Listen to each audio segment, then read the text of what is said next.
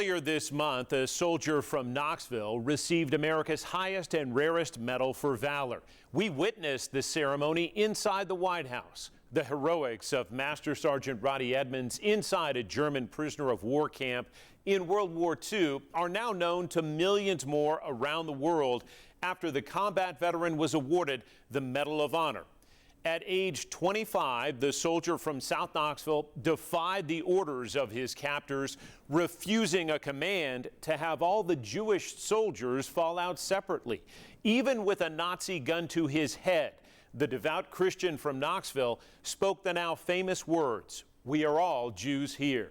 The Nazi backed down, and Master Sergeant Roddie Edmonds is credited with saving the lives of almost 200 American Jews, men who would go on to have families, hundreds, even thousands of lives, all credit back to the courage demonstrated by Roddie Edmonds in the face of death. In 1985, the combat veteran took the story to his grave, never even sharing it with his family. Tonight, how his son first learned about his father's righteous stand and the almost 17-year journey to see his father awarded the Medal of Honor. Chris Edmonds accepting on behalf of his father, Master Sergeant Roddie W. Edmonds. This White House Medal of Honor ceremony awarding America's highest and rarest recognition for military valor started 17 years ago with a Google search. There was a Master Sergeant Roddie Edmonds who saved my life. February of 2009, Chris Edmonds types in the name of his father and discovers a newspaper article quoting a Jewish American prisoner of war who credits Master Sergeant Roddie Edmonds with saving his life in World War II. I was never reported to the Army as it should have been. After connecting by phone with World War II veteran Lester Tanner in 2013, 6 years after the Google search, Chris Edmonds meets the man, crediting Master Sergeant Roddie Edmonds with saving his life and the lives of almost 200 Jewish American soldiers. It's really my journey began at the Harvard Club when Lester Tanner shared Dad's story for the first time with me. And at the end of the story, he looked at me and said, "Your father's deserving of the Medal of Honor. Do you know your congressman?" A month later, April of 2013, Chris meets with Congressman Duncan and staffers, enlisting more help from Tennessee Senators Lamar Alexander and Bob Corker to build the Medal of Honor request to the Army, including witness testimony, photos, names in war diary pages, and scores of other evidence. This has been a real healing for me, too, because I always struggled with Dad not telling me anything. Because I asked him, as I got older, and he just said, "I don't want to talk about it." And he didn't. He took this story to his grave. Yes, he did. 2014, the Medal of Honor recommendation goes to the Army, but it would spend the next couple of years bouncing back and forth in Washington bureaucracy. The Army chain of command raising additional questions given the action happened inside a prisoner of war camp. I remember standing by his side when Edmonds retorted, "We are all Jews."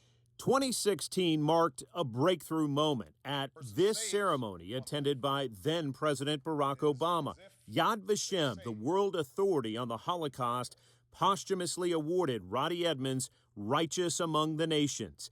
It's the highest honor given by the nation of Israel to non-Jews who saved Jews in the Holocaust.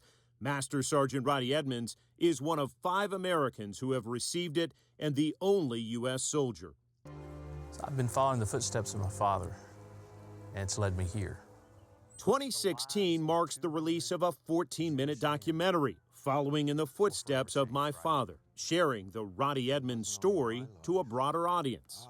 2019, Chris Edmonds releases a book about his father titled No Surrender. It sparks another breakthrough moment when a combat veteran and U.S. Senator from Arkansas picks up the book at an airport. Senator Tom Cotton then calls Chris, pledging to help champion the Medal of Honor campaign stalled in Washington. So I'm excited to be here. I don't know much about Dad's Korean War experience. 2020 brings a new twist. Our cameras are rolling when a combat veteran who served in Korea reached out with a request to meet Chris and share more about the service of Roddie Edmonds in a second war. He never talked about it to our family. 2021, the city of Knoxville dedicates a marker to Roddie Edmonds and his story on what would have been the 102nd birthday of a soldier who died in 1985, days before birthday number 66. Your father, Master Sergeant Roddie Edmonds, will be, as you know, posthumously receiving the Medal of Honor for his February 2026 brings a surprise call from President Trump, breaking the news to Chris about the Medal of Honor ceremony for his father. You get a call from the president. That doesn't happen very much. No, it never happens. March 2026, a month after the call from the White House, Chris Edmonds is in Washington for a historic ceremony. We're 24 hours out now. What's running through your mind? I really don't know how to describe what's running through my mind. It's pretty overwhelming. Just to set the scene here, we're gathered in the East Room for the press corps here, and to give you an idea of who's gathered here, the Edmonds family is just to my left. March 2nd, 2026, at the White House, Chris Edmonds accepts the Medal of Honor on behalf of his late father from the president. 81 years after the action, 17 years into the campaign, the nation's highest and rarest award for valor and heroics above and beyond the call of duty bestowed on a soldier from South Knoxville. It represents the best of our nation's soldiers. And Dad's story teaches us a greater lesson, and that is that we need one another. And the best way to protect one another is to serve one another. And regardless of the cost or circumstances, just do what's right.